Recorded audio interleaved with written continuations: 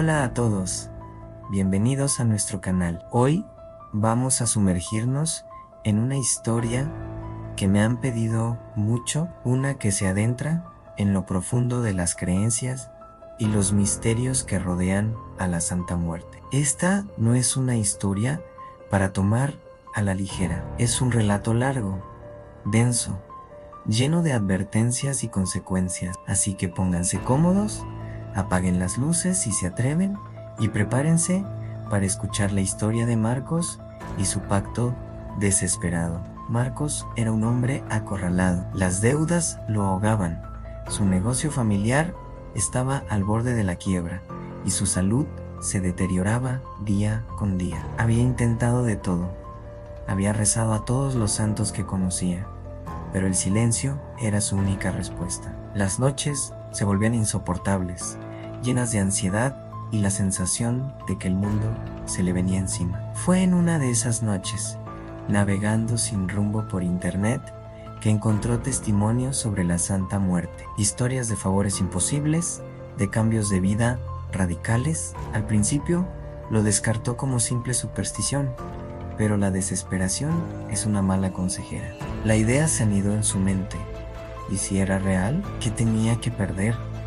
Ya lo había perdido casi todo. Empezó a investigar más a fondo, no solo los testimonios de éxito, sino también las advertencias. Leyó sobre la importancia del respeto, de la devoción y sobre todo de cumplir las promesas. La Santa Muerte, decían, es justa. Te da lo que pides, pero también cobra lo que le corresponde. Ignorarla o traicionarla trae consecuencias terribles. A pesar del miedo que le recorría la espalda, Marcos tomó una decisión. En el mercado local, en un puesto escondido en la parte trasera, encontró lo que buscaba. Compró una pequeña estatuilla de la Niña Blanca, velas de 7 colores, incienso de copal y un pequeño libro de oraciones. Esa noche, en la soledad de su sala, preparó un pequeño altar. Colocó la imagen en el centro, la rodeó de las velas, un vaso con agua, un trozo de pan y una manzana roja y brillante. Se sentía como un intruso en un mundo que no comprendía. Con manos temblorosas, encendió las velas y el incienso. El humo aromático llenó la habitación, creando una atmósfera densa y casi palpable. Abrió el libro y con voz quebrada comenzó a recitar una oración que había memorizado. No pedía milagros extravagantes, solo una salida, una oportunidad para empezar de nuevo. Santísima Muerte, susurró, mi niña blanca, te pido que me saques de esta oscuridad. Ayúdame a salvar mi negocio, a pagar mis deudas, a recuperar mi vida. Te prometo, a cambio, mi devoción eterna. Te construiré un altar digno de ti y nunca, nunca te olvidaré. Te ofreceré lo mejor que tenga, siempre. Cerró los ojos y se concentró en su petición, vertiendo toda su angustia y esperanza en ese momento. Cuando los abrió, le pareció ver un brillo fugaz en los ojos de la estatuilla. Un escalofrío le recorrió la espina dorsal, pero no era de miedo, sino de algo más, una extraña sensación de que había sido escuchado.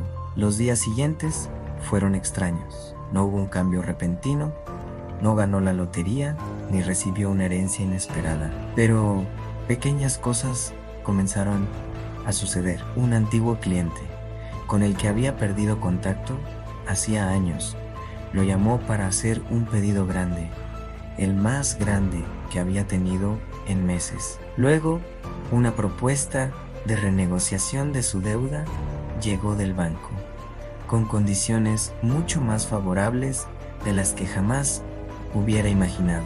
Poco a poco, la rueda de la fortuna parecía girar a su favor. Marcos, fiel a su promesa, cuidaba el altar con esmero. Cada día cambiaba el agua, le hablaba a la estatuilla, le contaba sus progresos y le agradecía. Le llevaba flores frescas, a veces un tequila, a veces chocolates.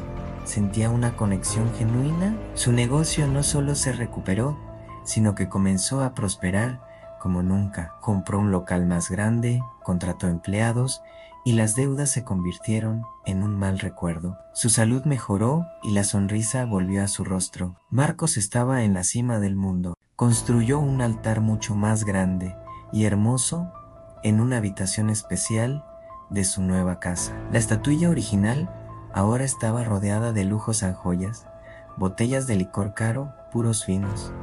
Marcos se sentía invencible. La gente a su alrededor hablaba de su increíble suerte, de su toque de Midas. Él solo sonreía, guardando su secreto. El pacto había funcionado más allá de sus sueños más salvajes. Pero el éxito tiene una forma curiosa de cambiar a las personas. Marcos empezó a disfrutar de su nueva vida. Fiestas, viajes, lujos. Su tiempo se llenaba de compromisos sociales y nuevos amigos que aparecían atraídos por su riqueza. Al principio, seguía cumpliendo con su devoción, pero poco a poco empezó a fallar.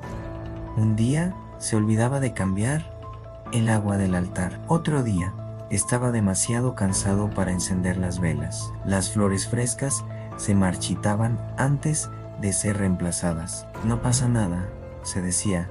Ella entiende que estoy ocupado. Las visitas a la habitación del altar se hicieron cada vez más esporádicas. La devoción que una vez fue el centro de su vida, ahora era una tarea, una obligación que a menudo posponía. Su promesa de devoción eterna se estaba diluyendo en la comodidad de su nueva realidad. Ya no le hablaba con la misma desesperación y gratitud de antes. Daba por sentado su éxito, como si siempre hubiera sido suyo por derecho. Y entonces las advertencias comenzaron, sutiles al principio, un negocio importante que se caía en el último minuto sin explicación, un cargamento valioso que se perdía en el transporte, pequeñas pérdidas, pequeños contratiempos que Marcos atribuyó a la mala suerte normal de los negocios, pero los incidentes se hicieron más frecuentes y más graves. Un empleado de confianza